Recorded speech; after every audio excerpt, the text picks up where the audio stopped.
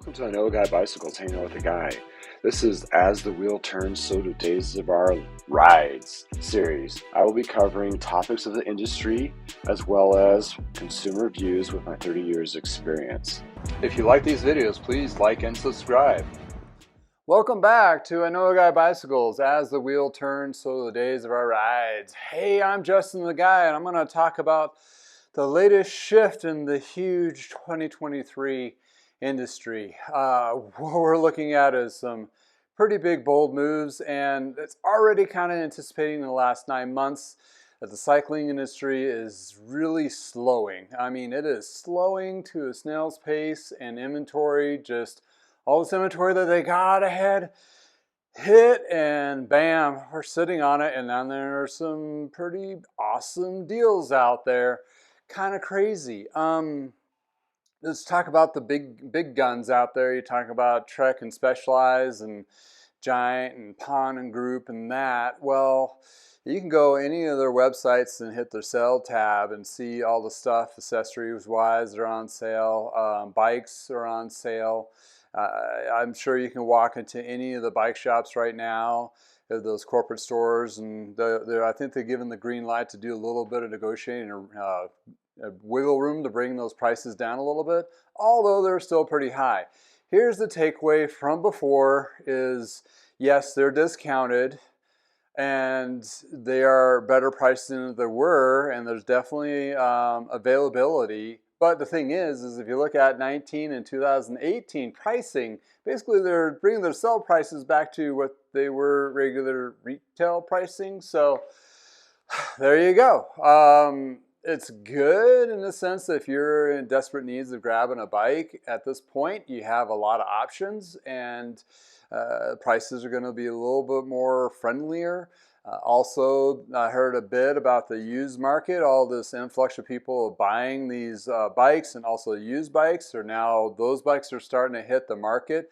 Although I've been seeing some prices a little bit better in the season for the used, but I think a lot of people are still trying to grab that 2020 COVID number prices, and I've seen a lot of overly inflated used market prices at this point.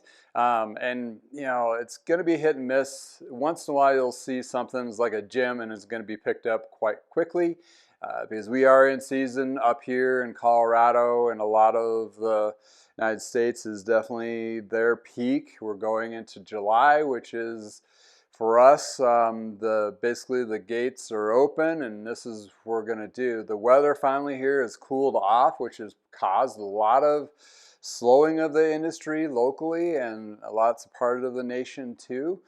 So what does that translate? You're looking at a lot of extra components, mid-season shift, and guess what? This is when the model years start changing to the next model year of componentry and bikes and so forth.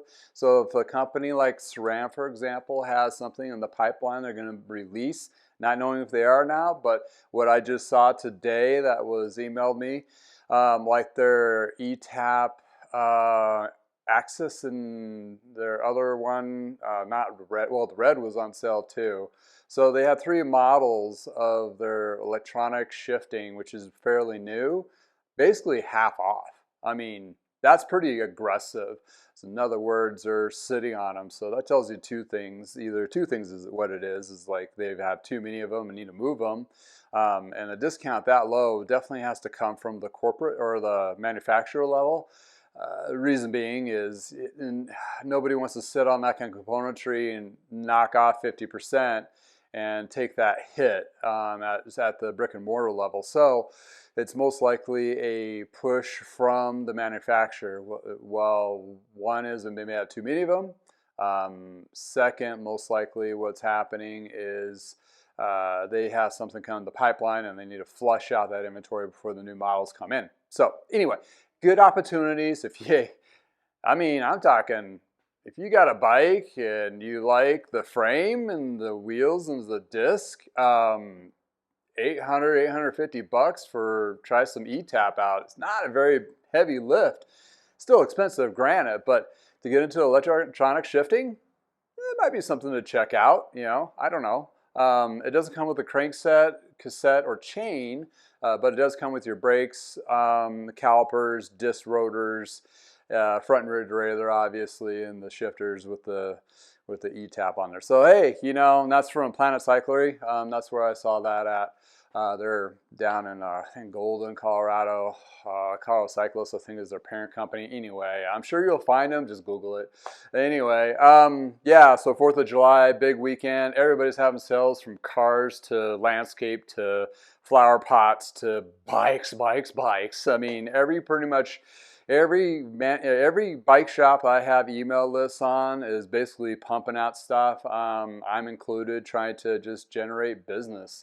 Just need to move these units as the time is now, and July's finally warmed up for us, and we're right on the cusp of that. So leading into that's kind of the global state of the state, and we're probably going to be like this, I would say, for the next year. And like I mentioned before, to get us back to some kind of regularity and understanding of how the market's going to be, it's going to be another 2 years, maybe 3, to get that kind of fluctuation. But then again, the cycling industry, as well as all retail, is up and down, peaks and valleys, and the dynamic of the cycling industry is changing by the fact that Trek and Specialized are opening stores direct, and Specialized does direct to consumer. Latest one this week, or early in June, was notified, but I saw it all posted everywhere, that Kona, which is like a B line, a bike line that would go into a bike shop. So like if you were in a bike shop, independent bike shop, you usually carry 1 or 2 or 3 lines, right? The second or the third line you would carry would be like the smaller subset. So if you were a Trek dealer, you only allowed to have, I think it was like 20% of your inventory or 30% of your inventory could be another brand. So you're kind of limited to what bike lines you brought in. So Kona is one of those good fits, as well as some other ones like Salsa and what have you. Kona decided to go to direct-to-consumer, and their hand was forced because guess what? Trek and Specialized, they're buying up the shops, and since they're buying these shops up, they're independent bike dealers, they're squeezing out any other second or third brands. So they're kind of like out in the cold, and you're talking about big moves from both Trek and Specialized and Pond. So when you're looking at those perspectives, they are taking up a lot of the market share. Let's dive into my little market, Fort Collins, Colorado. So we are a big cycling community here, Fort Collins and Loveland. We call it the Tri-City or something like that. It's like Windsor two's in there. But anywho, it's big cycling. We have great bike paths, great roads to ride, mountains right behind us. We have a lot of great trails to do pretty much everything, right? So, and it's Colorado, so we have a lot of days we can do all those things. So it's beautiful. So cycling is a huge market up here, and it's always has been, and it's going to continue so. And what's happened is the big two, Trek and Specialized, man, they are squared off, right? So in my particular market, Trek moved out of these locations. Specialized is diving right in. So you got 3 new stores of Specialized corporate that wasn't influenced here in the last 5 years. Trek has kind of shrunk down a little bit by losing 1 store. Now they're down to 2 instead of 3. You still have your little shops are still around, and they're still kind of fighting for the rest of the piece of the pie. Well, those little shops are the ones that buy into Kona and so forth. But when you're talking about the big market, the big buzz of the locals, are like, ooh, Specialized is moving in. Great, I can go get my Specialized now, and that kind of stuff. And there's come kickback because the Specialized dealer, or have some of the dealers locally that are smaller, but they just unfortunately just did not have a big enough footprint to be able to say, oh, we have a really big dealer here, we can't really move in a shop. Basically, it's on the contrary. They have a whole bunch of little dealers doing a whole bunch of little things, and all those little dealers, even combined, don't make one shop of Specialized, because they carry all these different brands and so forth. Good for them, because independent bike dealers need to be very diverse, and they have to have their niche, because they're going to have to really follow that path more so than these big companies are coming in, and that's basically your Trek store, or it's like walking to a Porsche or Audi or a Lexus showroom, right? I mean, there's like top notch, everything's really nice. This is what Trek stores are like. This is what Specialized stores are like.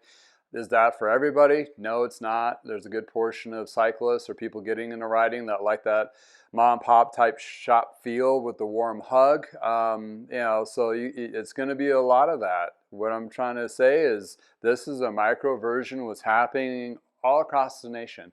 So when you're looking at Kona, and you're going to see a whole bunch of other brands that if they're not purchased by a bigger company like Pond, they're going to actually, the little ones are just still going to just like, we're going to go direct to consumer. That's just it. And you can't be mad about that because they're just trying to protect their company and trying to, gain those sales. Well, this is, whatever this happened with Canyon, I don't know, what was it, 10 years now ago when they moved into the U.S., the concept is direct to consumer. That opened the barn door to all this other crazy stuff. So it's just been a cascade effect of all these things, and it's going to continue. So basically, guarantee your market is changing around you, unless you're in some little small town or it's something. But anyway, it's changing across the neighborhoods. And I'm going to go peek at the store at Trek today. I'm going to go see how the Specializes are supposed to open this weekend, see where they are at level-wise. And hey, I'm going to go talk to a local tie builder this afternoon too to see, to see how they're doing, and maybe that's something that would be a good niche extension, like a business-to-business kind of marketing. So us garage shop people can kind of squirrel in a few other garage shops as a network, and make a more of that warm hug kind of thing without having to have brick and mortar as our primary place. So anywho, always thinking, always trying to come up with ideas. That's kind of lazy craziness in my little world. And the industry, it is rough, baby. Oh boy, it's really tight right now. Service is down. Sales are down. So yeah, I'm a little guy. It does affect me, but for me, it doesn't take much to regain that. So when you're looking at these big companies having some bigger hurting issues, especially your local shops where their rent doesn't go down when they're slow, it's going to be tough, and we need to be out there and try to bring them. You're going to see the best value possible in the last few years to the customer. I mean, as in product to customer service and all those things, that's going to get back to the hands of the customer versus being dictated by the big machine there is. So anywho, that's my 2 bits for this week. Thank you for hanging out with me. And you know what? If it's nice in your neck in the neighborhoods, go out, go for a ride. And hey, if you're in the States, happy 4th of July. Hope you guys have a great, safe weekend. And until next time, from the garage.